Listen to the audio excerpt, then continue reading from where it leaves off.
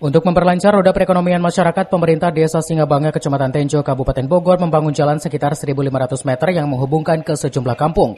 Pembangunan jalan tersebut dengan melalui program 1 miliar 1 desa.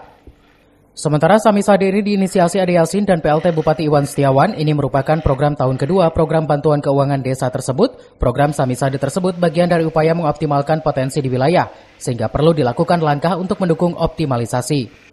Sementara itu, Kepala Desa Singabanga Sofyan Aji Sabela mengungkapkan bahwa pembangunan jalan dengan betonisasi sebagai akses jalan antar kampung dan RW. Dirinya mengaku dengan adanya program 1 miliar 1 desa ini sangat terbantu.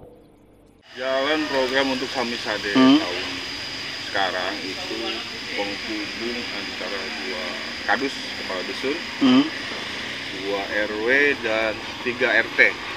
Dari mulai Kampung Grobok sampai batas dengan jalan provinsi di depan. Jadi sekitar panjang 1.500, lebar 3 meter, ketinggian 15 cm. Untuk Samisade tahun sekarang kita cuman 1 titik ya, cuman ada TPT juga.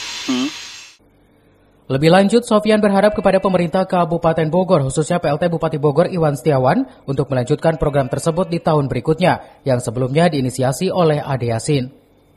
Dari Tenjo, Kabupaten Bogor, Iwan Setiawan melaporkan.